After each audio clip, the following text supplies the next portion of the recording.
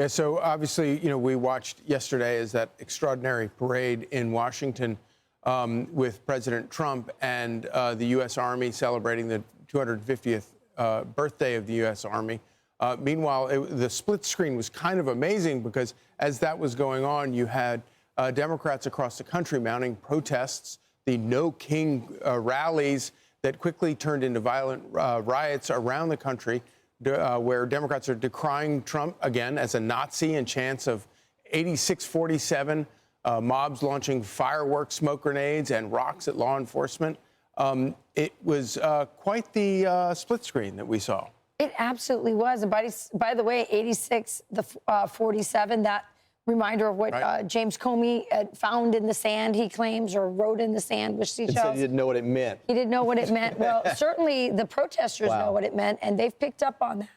Very dangerous indeed to say towards a president who's already had 2 assassination attempts. So we're going to show you some footage from the protest. But before we do that, just talk about the split screen that you're talking about here, Charlie. Let's show a little bit of what President Trump said to the troops and to the crowds yesterday, and then we'll show you what the Democrats are doing. Every other country celebrates their victories. It's about time America did too. That's what we're doing tonight. And watching this magnificent display, our souls are filled with gratitude for every generation of warriors who have worn the uniform all the way back to the very beginning. So to every veteran across our land and right here in our nation's capital, including 6 recipients of the Congressional Medal of Honor, we love you, we honor you, and we salute your noble service to our flag and to our country.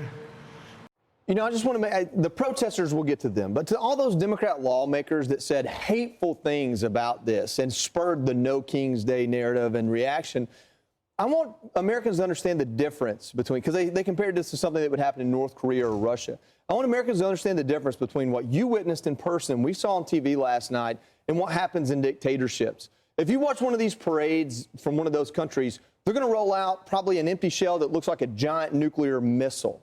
They're going to bring out what is purely and wholly an intimidation arsenal to show the rest of the world be fearful of us, like people with short man syndrome do.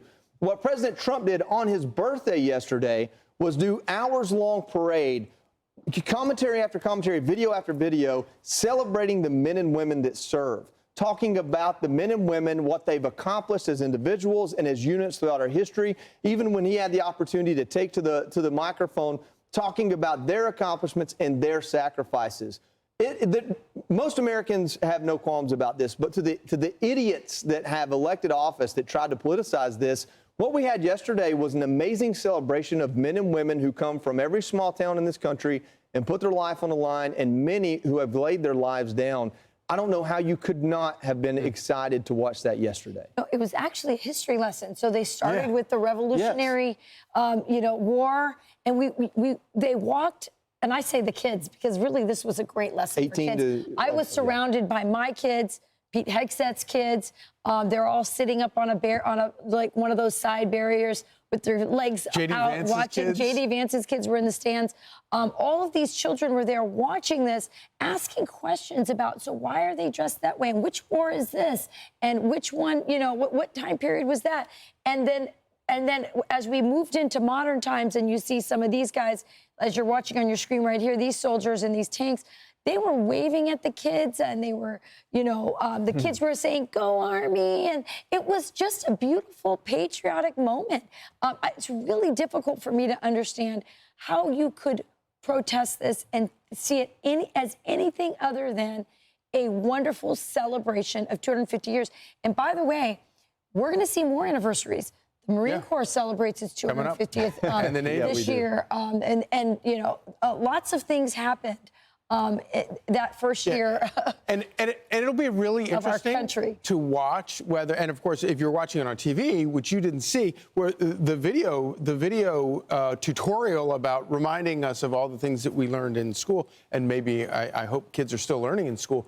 It was a great refresher course, and really kind of actually very emotional about the founding of America and how unlikely it was, and how, of course, it would not have happened without the Continental Army and all of those accomplishments. But it's going to be really interesting to see what happens with recruitment numbers. You're going to see, we've been following them over the last couple of months, but when you step back and you look at like a years-long graph of recruitment numbers, you're going to see obviously an explosion after Donald Trump wins, and you have people like Pete Hegseth celebrating the Warriors and talking about the Warrior ethos and glorifying the sacrifice that it is to join the military.